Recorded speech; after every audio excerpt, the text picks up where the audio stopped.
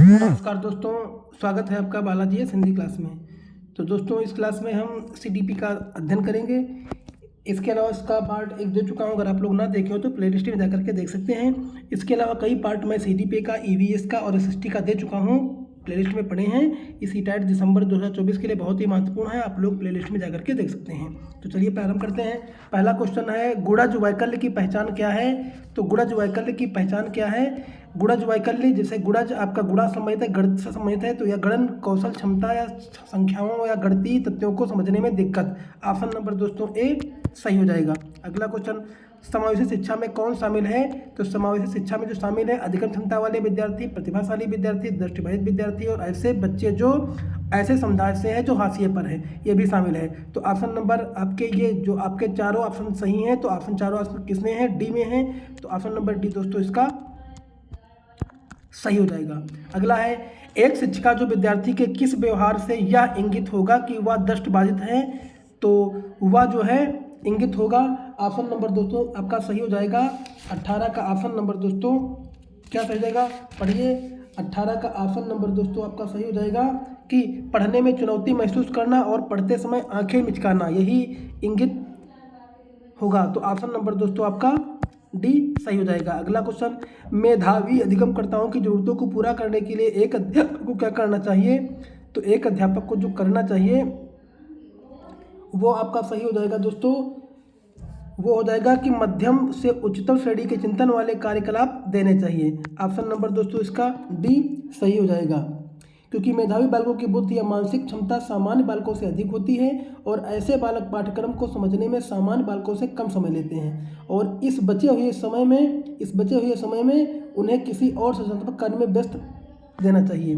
तो option number दोस्तों इसका डी सही हो जाएगा। चलिए अगला है, निम्न में से समावेशी कक्षा में किसका प्रयोग करना चाहिए? तो समावेशी कक्षा में जो करना चाहिए वो आपका हो जाएगा यथोचित समायोजन, यथोचित समायोजन करना चाहिए। ऑप्शन नंबर बी दोस्तों सही हो जाएगा। चलिए अगला है, निम्न में से कौन से कारक अधिगम को प्रभावित करते हैं? तो 21 का जो अधिगम को प्रभावित करते हैं वो है अधिगमकर्ताओं की अभिवृत्ति, अधिगमकर्ताओं की आयु, अध्यापन की शिक्षा शास्त्रीय तकनीकें और अधिगमकर्ताओं का सामाजिक सांस्कृतिक संदर्भ, जो कि ये ऑप्शन आपके चारों में है। ऑप्शन नंबर डी चारों में है, तो ऑप्शन नंबर डी दोस्तों इसका सही हो जाएगा। अर्थपूर्ण अधिगम के लिए आवश्यक है, अर्थपूर्ण अधिगम के लिए बच्चों को समादत समूह होना चाहिए और बच्चों को अनुभवों को समाहित करना चाहिए, ये भी होना चाहिए। बच्चों को सवाल पूछने की अनुमति नहीं होनी चाहिए, ये गलत है, जबकि होना चाहिए। तो ऑप्शन नंबर ए दोस्तों इसका सही हो जाएगा। चलिए, विद्यार्थियों द्वारा अधिगम की प्रक्रिया के दौरान की गई त्रुटियों पर एक माध्यमिक विद्यालय स्तर के अध्यापक को कैसी प्रतिक्रिया देनी चाहिए? तो ये जो प्रतिक्रिया देनी चाहिए दोस्तों, ये ऑप्शन नंबर दोस्तों आपका सही हो जाएगा। ये विद्यार्थी को अपनी स्वयं की त्रुटियों को पहचानने और उन पर काम करने के अवसर देने चाहिए, जो कि ऑप्शन नंबर आपका सी दोस्तों सही हो जाएगा। एक विद्यार्थी जो अपने को गणित में होशियार समझती है, परीक्षा में कम अंकों के लिए अपने परिश्रम न करने को जिम्मेदार मानती है, उसका यह तर्क क्या दर्शाता है? तो उसका जो तर्क दर्शाता है नियंत्रण का आंतरिक केंद्र। ये क्या है? नियंत्रण का आंतरिक केंद्र। ऑप्शन नंबर ए दोस्तों सही हो जाएगा। चलिए, क्या अध्यापक अधिगम प्रक्रिया में भय की कोई भूमिका नहीं होती है? सही विकल्प चुनिए। 25 का ऑप्शन नंबर बी नहीं, भय की वजह से अधिगम से संबंध विच्छेद हो जाता है और विद्यार्थी भयपूर्ण परिस्थितियों में बहुत कम जोखिम लेते हैं। तो ऑप्शन नंबर बी दोस्तों इसका सही हो जाएगा। अगला है, कथन ए अध्यापक को बच्चों में अधिसंज्ञान, अपने ही चिंतन के बारे में सोचने की योग्यता के विकसित करने पर बल और बढ़ावा देना चाहिए।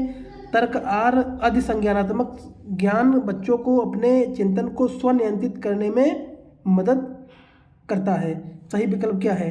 तो 226 का ऑप्शन नंबर सही है कि ए और आर दोनों सही है। आर सही व्याख्या करता है ए की, तो ऑप्शन नंबर दोस्तों इसका ए सही हो जाएगा। अगला, इनमें से कौन सी विधि अर्थपूर्ण अधिगम के लिए सबसे प्रभावशाली है? तो जो सबसे प्रभावशाली है वो संयोजन के माध्यम से समझना, यही सबसे प्रभावशाली है, संयोजन के माध्यम से समझना, क्योंकि इसमें बालक पर्यावरण के अनुकूल हो सकते हैं और यह ज्ञान के निर्माण का रचनावाद का एक तरीका है। इस प्रकार के अधिगम में जानकारी एकत्र की जाती है और चुनी जाती है दोस्तों। और उस ज्ञान के बीच संबंध स्थापित किए जाते हैं जो उस ज्ञान के साथ प्राप्त किया जाता है। जो पहले था या नई सामग्री पिछले अनुभव का ज्ञान से संबंधित है, जिससे सीखने वाला बालक ऐसा करने के लिए प्रेरित महसूस करता है दोस्तों। तो ऑप्शन नंबर सी दोस्तों सही हो जाएगा। विद्यार्थी अक्सर प्राकृतिक घटनाओं के बारे में सहजज्ञ सिद्धांत रच लेते हैं। एक अध्यापक को ऐसे विद्यार्थियों को ऐसे पूर्ण अवधारणाएं साझा करने के लिए प्रोत्साहित करना चाहिए और अध्यापक अधिगम शिक्षा शास्त्र को उनके अनुरूप बनाना चाहिए। तो इसका ऑप्शन नंबर दोस्तों सी सही हो जाएगा। संप्रत्यात्मक समझ हेतु अध्यापक के लिए एक अध्यापक को क्या करना चाहिए? तो एक अध्यापक को जो करना चाहिए वो है विद्यार्थियों के पूर्व ज्ञान से संबंध स्थापित करना चाहिए। ऑप्शन नंबर दोस्तों आपका ऑप्शन नंबर ए दोस्तों सही हो जाएगा। निम्नलिखित में से कौन से एक प्रभावशाली सामाजिक संरचनावादी कक्षा की विशेषता गुण है? तो ये 30 का ऑप्शन नंबर दोस्तों सही हो जाएगा कि सामूहिक कार्य और सामूहिक समस्या समाधान को प्रोत्साहित किया जाना चाहिए। सामूहिक कार्य और सामूहिक समस्या समाधान को प्रोत्साहित किया जाना चाहिए। ऑप्शन नंबर डी दोस्तों सही हो जाएगा। तो दोस्तों अगर वीडियो अच्छा लगा हो तो लाइक करिए, कमेंट करिए, चैनल को सब्सक्राइब कर लीजिए। इसके अलावा बहुत सारे प्रैक्टिस सेट मैं दे चुका हूँ, आप लोग प्लेलिस्ट में जा करके देख सकते हैं। क्योंकि आज वीडियो में दोस्तों आपको आवाज़ ज़्यादा आ रही होगी क्योंकि आज घर से बाहर है और भीड़ भाड़ के इलाके में है, फिर भी मैं वीडियो आपको दे रहा हूँ। अगर वीडियो अच्छा लगा तो लाइक करिए, कमेंट करिए, चैनल को सब्सक्राइब कर लीजिए। धन्यवाद।